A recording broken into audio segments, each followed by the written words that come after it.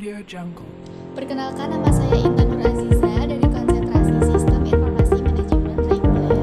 Di sini saya akan menjelaskan materi tentang booting komputer atau booting PC dengan mata kuliah pengantar teknologi informasi dosen Bapak Muhammad Iqbal Zulhaq, Audio Jungle. sarjana komputer. Pada materi booting ini saya akan menjelaskan pengertian booting, tipe booting, dan tahap-tahap Audio Jungle. booting. Nah, yuk kita lihat di bagian slide kedua. Audio Jungle. Di sini di slide kedua ini ada pengertian booting. Nah, booting adalah proses membaca seluruh hardware sampai dengan kondisi komputer siap untuk digunakan, atau bisa disebut proses memulai komputer. Booting dapat dijalankan oleh perangkat keras seperti tekan tombol atau perintah perangkat lunak. Nah, dalam booting ini, sistem akan memeriksa semua perangkat keras dan perangkat lunak yang diinstal dan akan memuat semua file yang dibutuhkan untuk menjalankan sistem ke dalam chip ROM dan akan membaca semua instruksi. Setelah sistem booting ini akan otomatis menampilkan semua informasi pada sistem. Audio Jungle.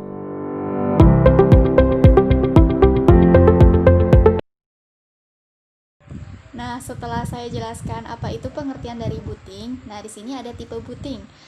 Tipe booting ini ada dua macam, yaitu cold booting dan warm booting. Apa sih cold booting itu? Cold booting ini yaitu proses menghidupkan komputer yang terjadi pada saat komputer dalam keadaan mati. Cold boot ini dilakukan dengan cara menghidupkan komputer dengan menekan tombol switch power. Cold booting ini bisa mendaur ulang akses memori komputer secara acak, sekaligus juga menghapus virus-virus yang mungkin berada dalam memori sebelumnya. Yang kedua ini ada tipe warm boot. Warm boot ini yaitu boot panas. Ya. Nah, dalam warm boot ini proses menghidupkan komputer yang terjadi pada saat komputer dialiri listrik kembali dan listrik dimatikan hanya sejenak, dengan tujuan mengulang proses kembali komputer dari awal. Warm boot ini biasanya terjadi disebabkan oleh software crash atau terjadi pengaturan ulang dari sistem. Atau warm boot biasa juga diartikan mengaktifkan kembali tanpa harus dimatikan terlebih dahulu. Misalnya dengan menekan tombol CTRL plus Alt plus Del pada sistem operasi disk operating system atau DOS, merestart komputer dengan menekan CTRL plus Alt plus Del atau melakukan shutdown dan restart. Warm boot ini dapat dideteksi dan dimanipulasi oleh virus. Pada bagian yang ketiga ini ada reboot. Nah, reboot ini merupakan proses mengulang kembali sistem dari awal. Reboot dilakukan oleh beberapa hal. Antara lain, sistem tidak bereaksi dalam beberapa lama atau terjadi perubahan setting dari sistem. Dan yang keempat ini ada softboot. Nah, softboot ini merupakan bot yang dikendalikan melalui sistem untuk membooting sebuah komputer. Yang kelima ini ada hardboot. Nah, hardboot ini dilakukan dengan cara dipaksa. Karena dengan cara dipaksa, perangkat keras yang ada pada di komputer dia akan berjalan dengan lancar. Audio Jungle.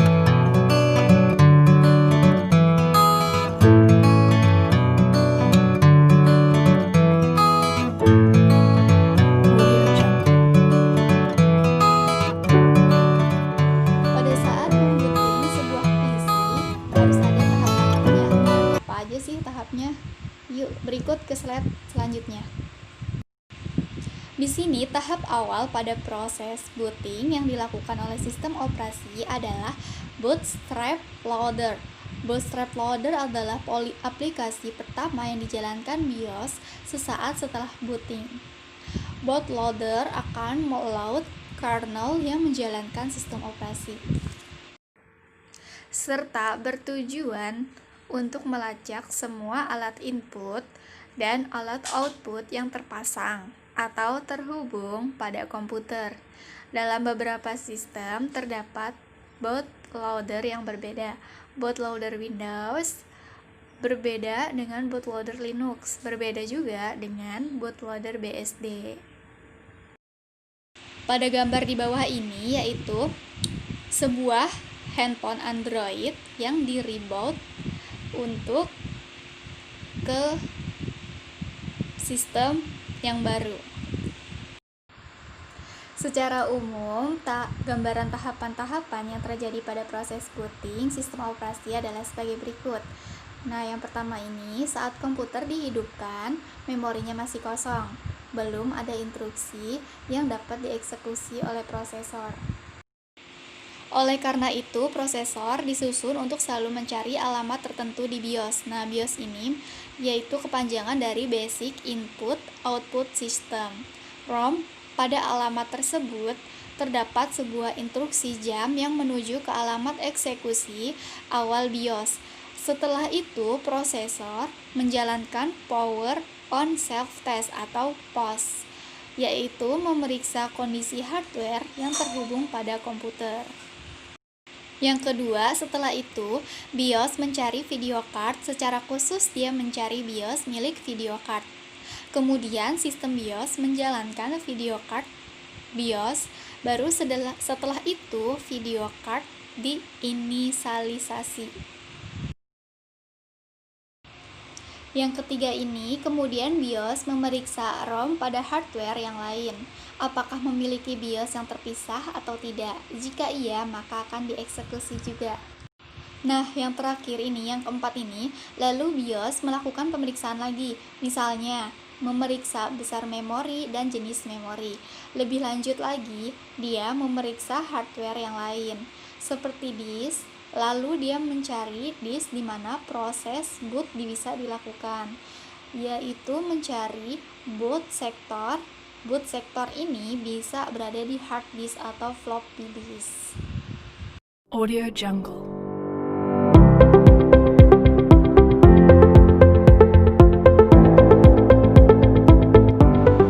Pada bagian slide yang ini, bagaimana bisa komputer berfungsi setelah di-booting?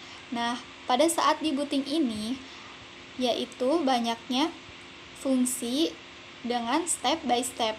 Yuk kita lihat pada step selanjutnya. Komputer akan berfungsi setelah di-boot jika power supply mengirim sinyal ke komponen sistem unit. 2. Prosesor mengakses BIOS untuk memulai komputer. 3. BIOS menjalankan tes, disebut the POS, untuk mengecek komponen seperti mouse, keyboard, atau kartu adapter. Nah, yang keempat ini hasil POS yang lebih baik dibandingkan dengan data dalam chip CMOS. Yang kelima ini, BIOS mencari file sistem pada USB flash drive atau CD atau DVD drive dan drive C atau hard disk. Yang keenam ini, kernel atau inti pada sistem operasi menjalankan ke RAM. Nah, yang ketujuh, operasi sistem memuat informasi konfigurasi balik dan desktop menampil pada layar. Nah, jadi booting komputer merupakan proses perjalanan penyalaan komputer awal sampai pengambil alihan sistem operasi secara penuh terhadap perangkat. Nah, dalam istilah sederhana dalam komputer, boot berarti menjalankan komputer. Setelah power komputer dihidupkan, proses boot berlangsung. Proses ini memuat petunjuk startup dari ROM. Komputer diikuti dengan meload sistem operasi dari boot disk. Booting identik dengan BIOS, yaitu Basic Input Output System, yang merupakan sebuah kode software yang tertanam pada sistem komputer. BIOS ini memiliki fungsi utama dan sangat penting untuk memberi informasi visual seketika pada saat penyalaan komputer. Nah, meski demikian, saat ini banyak beredar kabar bahwa BIOS akan digantikan dengan sistem teknologi UEFI yang dianggap memiliki berbagai kelebihan.